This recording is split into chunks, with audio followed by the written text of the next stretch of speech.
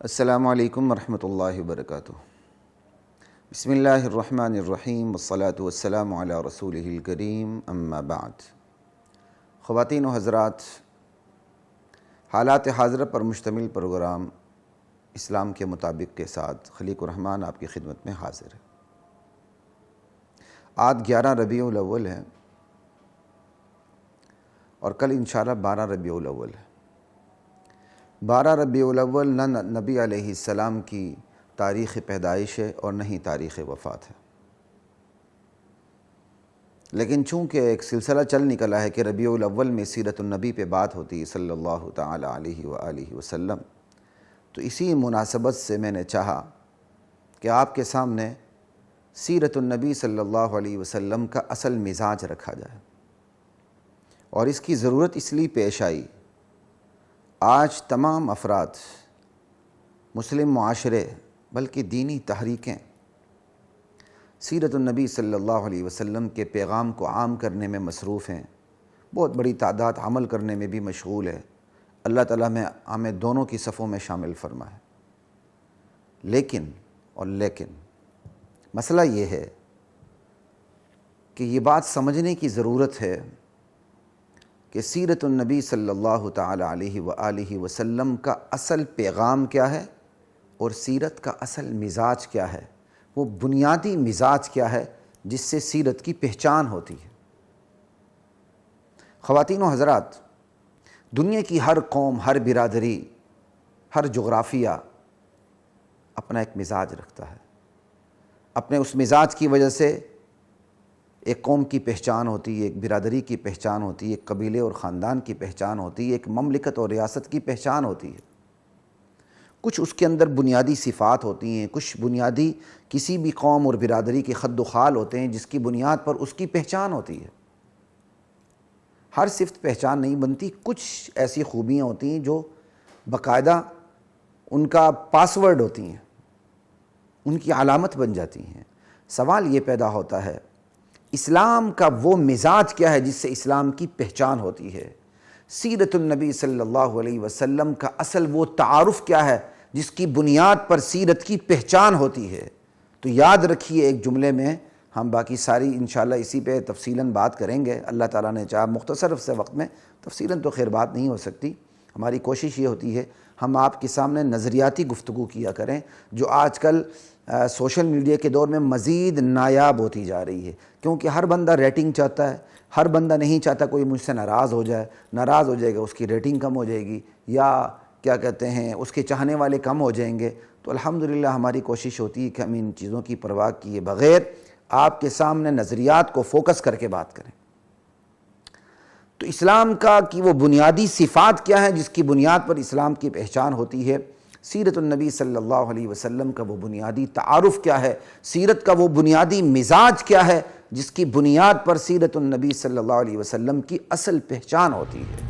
تو یاد رکھیے، سیرت النبی کا اصل مزاج، سیرت النبی کا اصل تعارف، اسلام کی اصل پہچان، اسلام کا اصل تعارف، اسلام کا اصل مزاج عقیدے پر اصرار ہے۔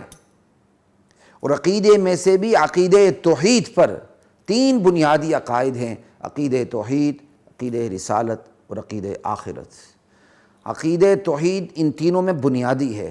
عقیدہ توحید کی وجہ سے رسالت اور نبوت کا سلسلہ جاری ہوا ہے، اور عقیدہ توحید ہی کی وجہ سے آخرت برپا ہوگی، اللہ پھر توحید کی بنیاد پر فیصلہ فرمائیں گے۔ تو بنیادی عقیدہ جو ہے وہ عقیدہ توحید ہے، جس کو آج سیرت النبی صلی اللہ تعالی علیہ وسلم پر کام کرنے والے سیرت نگار بھی نظر انداز کرتے ہیں، دینی تحریکیں تو خیر نظر انداز کرتی ہیں۔ تو آج اس سلسلے میں تھوڑی سی آپ سے بات کرنی ہے کہ سیرت کا اصل پیغام اور اس کا مزاج کیا ہے۔ نبی علیہ السلام کے حوالے سے 1-2 باتیں کر کے میں آپ سے اجازت چاہوں گا۔ تو یہ دیکھیں کہ جب نبی کریم صلی اللہ تعالی علیہ وآلہ وسلم کو علی الاعلان دعوت کا حکم ملا اللہ کی طرف سے، تو اللہ کے نبی صلی اللہ علیہ وسلم جبل صفا پہ، کوہ صفا پہ چڑھ گیا۔ کوہ صفا پہ چڑھے، جو رائج الوقت طریقہ کار تھا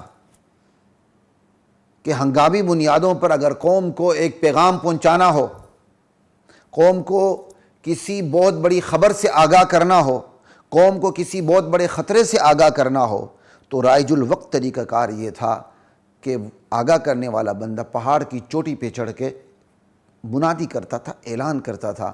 اللہ کے نبی صلی اللہ علیہ وسلم نے بھی رائج الوقت طریقہ کار کو اختیار فرمایا۔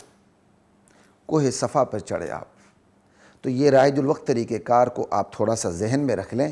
اسلام کا پیغام پہنچانے کے لیے ہر اس جائز طریقے کو اختیار کیا جانا چاہیے جو جائز رائج الوقت بھی ہوتا ہے اور جائز بھی ہوتا ہے۔ آج ہم آپ کے سامنے اس سوشل میڈیا پر ہیں تو اسی وجہ سے ہیں کہ آج رائج الوقت طریقہ کار یہ ہے اور الحمدللہ یہ جائز بھی ہے۔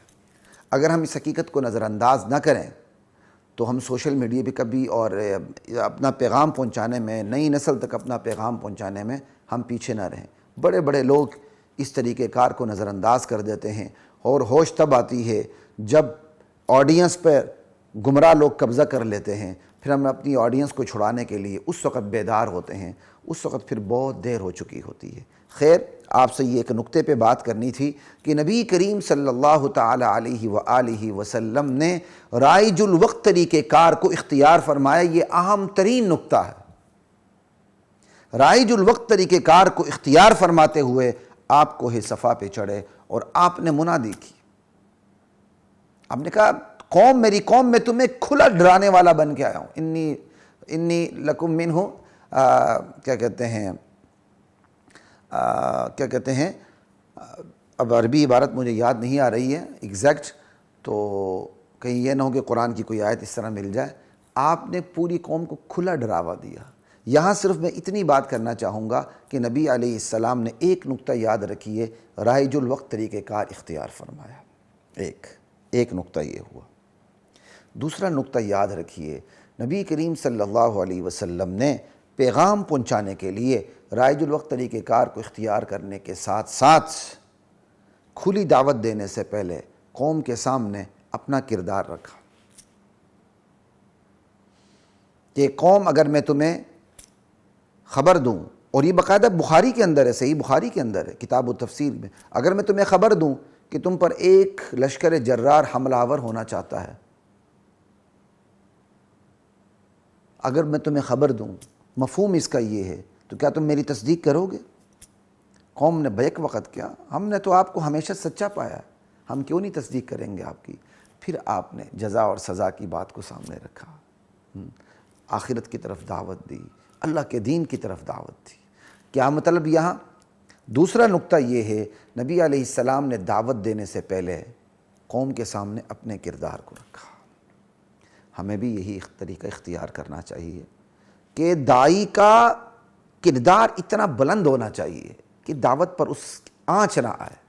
یاد رکھیے، داعی اگر اس کی دعوت جھوٹی ہے لیکن بظاہر کردار اس کا اچھا ہے تو اس کی جھوٹی دعوت بھی اثر انداز ہو جاتی ہے اس کے بظاہر کردار، درست کردار کی وجہ سے۔ اور اگر داعی کی دعوت سچی ہے لیکن خود داعی کا کردار ٹھیک نہیں، تو داعی کے کردار کے ٹھیک نہ ہونے کی وجہ سے دعوت ہل جاتی ہے، دعوت غیر مؤثر ہو جاتی ہے، دعوت پہ داغ لگنے لگ جاتے ہیں۔ اس لیے کردار کو بلند رکھنا چاہیے۔ اور یہ نقطہ بھی ملا، کہیں پھٹ جا کے آپ فوراً شروع ہونے سے پہلے طریقہ کار یہ ہے کہ آپ کچھ ہلکے پھلکے بیان کریں، اپنی محلے کی مسجد میں، اپنے محلے میں، اپنی قوم میں، اپنی برادری میں کچھ آپ کا تعارف ہو جائے۔